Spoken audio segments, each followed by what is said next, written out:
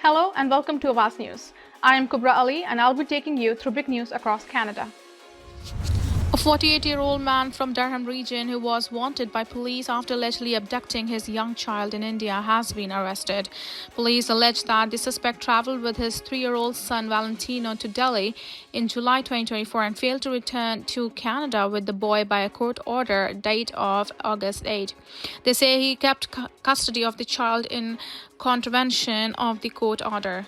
A Canada warrant was issued earlier this year for Kapil Sunak, 48, of Ashburn, for abduction by parent custody order. On Tuesday, Sunak was arrested by the Canada Border Services Agency upon his return to Toronto at Pearson International Airport. Arrangements had been made for him to return to Canada. Sunak has been charged with abduction of child under 14 years in contravention of a court order. He was scheduled to appear in bail court on June 11th.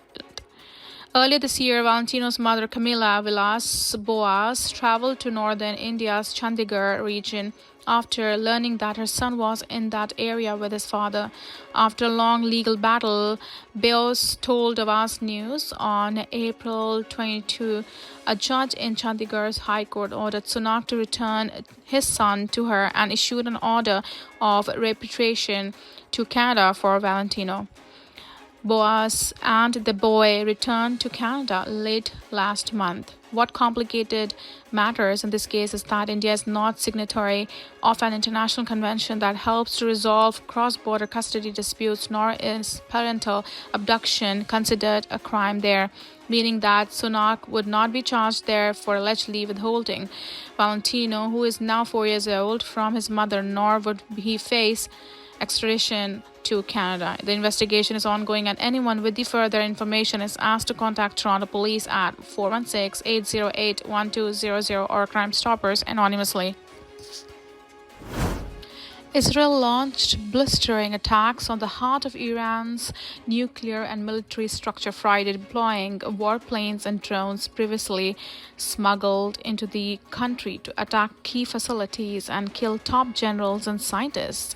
A barrage, it said, was necessary before its adversary got any closer to building an atomic weapon. Iran retaliated late Friday by unleashing scores of ballistic missiles on Israel, where explosions flared in the skies over Jerusalem and Tel Aviv and shook the buildings below. An Associated Press reporter saw smoke rising in Tel Aviv after an apparent missile strike. A Tel Aviv area hospital said it was treating 15 injured civilians. U.S. ground-based air defense systems in the region are helping to shoot down Iranian missiles, said a U.S. official who spoke on condition of anonymity to discuss the measures. Israel's ongoing airstrikes and intelligence operation and Iran's retaliation raised concerns about all-out war between the countries and propelled the region already on edge into even greater upheaval. Israel had long threatened such a strike and successive American administrations and sought to prevent it, fearing it would ignite a wider conflict across the Middle East and possibly be ineffective at destroying Iran's disparate and hardened nuclear program. But a confluence of developments triggered by Hamas' October 7, 2023 attack plus the re-election of U.S. President Donald Trump created the conditions that allowed Israel to finally follow through on its threats. Israeli Prime Minister Benjamin Netanyahu said the U.S. was informed in advance of the attack. On Thursday, Iran had been censured by the UN's atomic watchdog for not complying with obligations meant to prevent it from developing a nuclear weapon. Countries in the region condemned Israel's attack, while leaders around the globe called for immediate de-escalation from both sides. The UN Security Council scheduled an emergency meeting for Friday afternoon at Iran's request. In a letter to the Council, Iran's Foreign Minister Abbas Araghchi called the killing of its officials and scientists state terrorism and affirmed his country's right to self-defense. Israel's military said about 200 aircraft were involved in the initial attack on about 100 targets. Its Mossad spy agency positions explosive drones and precision weapons inside Iran ahead of time and used them to target Iranian air defenses and missile launchers near Tehran, according to two security officials who spoke on condition of anonymity. It was not possible to independently confirm the officials' claims. Two teenagers and an 18-year-old are facing charges in connection with an armed carjacking in Richmond Hill on Thursday. Police say they were called to the parking lot in a plaza located in the area of Highway 7 East and the Leslie Street just before midnight. 3 people were getting inside of the vehicle at the time when 2 suspects approached them. Police allege they demanded the keys while pointing a gun at the driver, prompting a struggle to break out. In that struggle, police say the gun was fired and one of the bullets struck a victim in their leg. The victim sustained minor injuries, police say. Officials say the suspects drove away in the victim's vehicle, followed by a third suspect driving a red Honda CR-V. York Regional Police say they were able to quickly find the vehicles thanks to their air support unit. All 3 suspects were brought into custody, police say, though one suspect suffered an injury during their arrest. Officers did not disclose the severity of the injury or how it was caused, but noted the Special Investigations Unit has provoked its mandate and is launching an investigation. In Friday's release, York Police say they charged Ajax resident Joseph Companion and 2 17-year-old boys from Ajax and Whitby. Together, they face numerous charges, including discharge firearm with intent, robbery with a firearm, and possession of property obtained by crime over $5,000. The charges have not been tested in court. Police say Companion and one of the involved youths were subject to probation conditions in the connection with previous unrelated matters. York Police believe the suspects may be tied to other robberies and are encouraging victims or witnesses to come forward. Police are asking anyone with the information to contact them at 1-866-876-5423 extension 6630 or Crime Stoppers anonymously. 3 male suspects have been charged after allegedly shooting a business in a plaza in Vaughan early this month, and police say 1 suspect remains at large. York Regional Police say they were called to the area of Milani Boulevard and Highway 27 on June 3rd at around 5 p.m. Officers say a black Honda Accord pulled up into the plaza before a suspect allegedly fired several shots at the business and drove away. Police say they recovered the vehicle, which was found to be stolen out of Toronto on April 18. Investigators have charged 2 18-year-old men, Josiah and Javon Dixon, and East Gwillimbury, and a 17-year-old boy from Newmarket, whose identity cannot be disclosed under the provisions of the Youth Criminal Justice Act.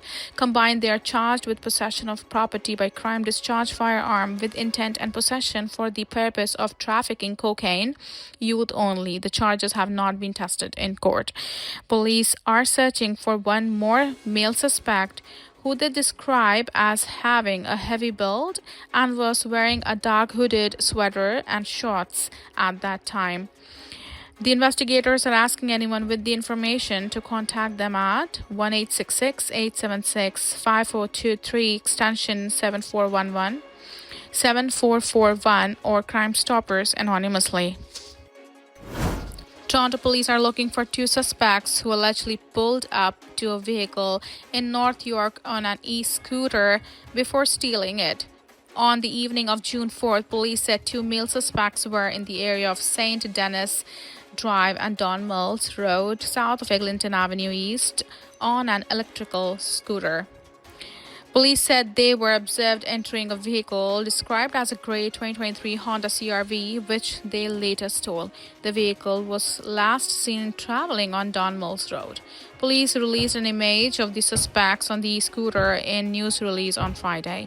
Anyone with the information about the theft is asked to contact police at 416-222, TIPS 8477 or Crime Stoppers anonymously. A 34-year-old man shot by a police officer in Condo Unit, Markham, earlier this week has died, the province's police watchdog says. The Special Investigations Unit SIU said in an update on Friday that the man died in the hospital this morning. The agency is investigating the incident that occurred at a condo building near Highway 7 and Village Parkway, east of Warden Avenue on Wednesday morning. According to the SIU, York Regional Police officers received a call from the resident who reported hearing a dispute from another unit. When officers arrived, they heard sounds of disturbance from the inside, the SIU said. After entering the unit, one officer, the SIU said, fired his gun once, striking a man. He was subsequently taken to the hospital, the SIU said. YRP previously said the man was actively attacking a woman at the time of the shooting. An SIU spokesperson told reporters at the scene on Wednesday that early information from police suggests the woman suffered stab wounds. The woman also taken to the hospital with serious injuries. The SIU said she remains at the hospital in stable condition. In Friday's news release, the SIU said investigators have recovered a police-issued firearm and a knife at the scene. The agency has designated one subject official and 3 witness officials to the case. The SIU is called in to investigate any time police are involved in an incident that results in the death, serious injuries, allegations of sexual assault, and or the discharge of the firearm at the person. An elderly woman who was found disoriented at a Vaughan bus stop earlier this week has been returned to her home safely, York Regional Police say. Police were contacted by transit officers at around 3:30 a.m. on Wednesday after the senior was found waiting at the bus stop in the area of Highway 7 West and Millway Avenue. Police said the woman gave them a name, but investigators were unable to confirm her identity, determine her place of residence, or locate any family members. Police first issued a public appeal for information on Wednesday afternoon. She was taken to a local hospital while police searched for her relatives. In an update on Thursday afternoon, police said the woman was back to her home. Dr. Nirali Patel was on her journey back to Toronto from a social trip in India when tragedy struck. Patel was among the 241 passengers who died when an Air India flight bound for London crashed into a college hostel in northwestern India after takeoff on Thursday. It is unclear how many people on the ground were killed in the crash. The 32-year-old dentist who lived in Etobicoke was the lone Canadian national on board the Boeing 7878 Dreamliner. It's absolutely shocking. There's no words in this grievance. Community leader Don Patel, who knows the family, told Awaz News on Thursday. He said Nirali was visiting India for 4 or 5 days. The husband of Patel briefly spoke with the Canadian press, confirming he was in the process of booking a flight for himself and their 1-year-old child to India.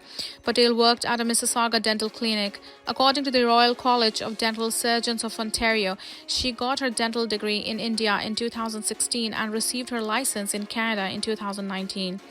Don said Nirali's parents, brother and sister-in-law live in Brampton. I spoke to a brother very briefly this morning while we were trying to help and arrange their travel going to India, Don said, sharing that the brother was in shock and wasn't able to talk much. We'll try to give them strength whichever way we can. Sometimes words might not help them, but moral support or just showing up and being there with them gives them so much strength. Ontario Premier Doug Ford offered his condolences in a post on Twitter, saying he was saddened to learn about Canadian who was among those who died. On behalf of the people of Ontario, I extend my deepest condolences to the families and loved ones of every victim. We are keeping you in our thoughts during this difficult time, Ford Post reads. Prime Minister Mark Carney said he was devastated to learn the crash and has been receiving updates on the situation.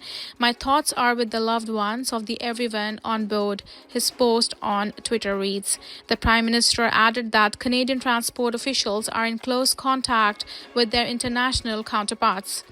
The cause of the crash is under investigation. India's aviation regulatory body said the aircraft gave a mayday call signaling an emergency but then did not respond to the calls made by the airport traffic control. It is the first crash involving a Boeing 787 Dreamliner, according to the Aviation Safety Network. The alleged driver involved in a hit-and-run in Scarborough last month that left a 32-year-old woman dead has surrendered himself to police. In a news release on Thursday, Toronto police confirmed the driver, identified as 24-year-old Arman Hakobian, was arrested earlier in the day. Investigators had been searching for the driver, who fled after striking a pedestrian in the area of Bridlewood Boulevard and Shepherd Avenue East on the evening of May 16th. Police said a black Hyundai Sonata was traveling east on Shepherd Avenue when it hit the pedestrian crossing the street at the time. She died at the scene. Hours later, police found the vehicle involved in the nearby apartment building with extensive damage. Hokabian has been criminally charged with leaving the accident scene, resulting in death. He is also facing driving a motor vehicle without insurance under the Compulsory Automobile Insurance Act. Hundreds of students walked out of Rosedale Heights School of Arts this morning, protesting the Toronto District School Board TDSB's decision to transfer their beloved principal, Barry Sketchley. I thought it was kind of disgusting considering he's been here for 33 years, said student Georgia Gonzalez. Sketchley, who is in his 80s, plans to work just one more year before retiring. He transformed what was a vocational school where students learned trades into one for the arts and has remained as the school's principal for more than 30 years. Some students shared with Awaz News what they loved about Sketchley. They said he greets them when they arrive to school for the day, attends every school concert, and even knows everyone by name. One student shared how they have been able to experiment with their art thanks to the safe environment Sketchley created. Another pointed to how the principal fought to keep the same amount of funding of their arts program while other schools cut their costs. The superintendent made the announcement on Monday in a letter saying, in part, Mr. Sketchley will always be a part of the RHSA community, and I sincerely thank him for his outstanding service to students. Please join me in wishing him well at his new school. The letter announced he would be transferred to Harvard Collegiate and a new principal, Mr. Joseph Cassibe, would take his place. Katrina Matheson, who is on the school council, says they have been in touch with TDSB with open lines of communication trying to reverse its decision. I don't know if the door is open for changes, but it's our hope, she said. Richard Rose has two daughters who have gone to this school. He founded the school and is great shape, said Rose. He does what he needs to do and the kids love him and he can do his job. Why go about this? It seems kind of odd or mean-spirited. Awaz News spoke briefly with Sketchley, but he declined an interview, only expressing his love for his students. The transfer is scheduled to take effect on July 1st. Riley is feeling better after a life-threatening allergic reaction at his school in Midtown Toronto Tuesday morning. I ate something that had or touched peanuts. The 10-year-old told Awaz News, I didn't think it had because it was in a normal bag. It was shortly after 10 a.m., he told his teacher, when he started feeling unwell and went to the school office. They gave me my EpiPen when my throat was kind of closing in, he said. The school, located near Bathurst Street and Glencairn Avenue, also called 911 at 10:17 a.m. It was answered very quickly and they waited for an ambulance to show up. As they waited, Riley's condition didn't improve and they had to give him a second shot of his EpiPen. It was pretty scary while I was waiting for the ambulance, said Riley. Toronto paramedics told Awaz News while the crew was en route, the call priority was upgraded. The total response time was 19 minutes. My son's school is in Midtown Toronto and there's no reason why this should take that long, said Amanda Dale, release mom. According to the 10-year-old, unfortunately, Hat Solo Toronto, an emergency service operating in Toronto's Jewish community, arrived to help within 3 minutes of them being called. They were able to support him, but they cannot transport patients to the hospital. This is the third emergency call reported to Awaz News in 5 days that a patient experienced a 911 call or ambulance response time delay. On Friday, passerby told Awaz News they called 911 after they found a staff member bleeding in the doorway of a store near Queen Street West and John Street following a robbery. Toronto paramedics confirmed the ambulance response time was 15. On Saturday night, a 15-year-old was shot in the area of Western Road and Jane Street. Neighbors rushed to help him and called 911, but the first call was not answered for nearly 7 minutes. The boy was pronounced dead in the hospital. Mayor Olivia Chow called the delay in answering the call not acceptable, and the deputy chief of Toronto paramedics confirmed a review was underway.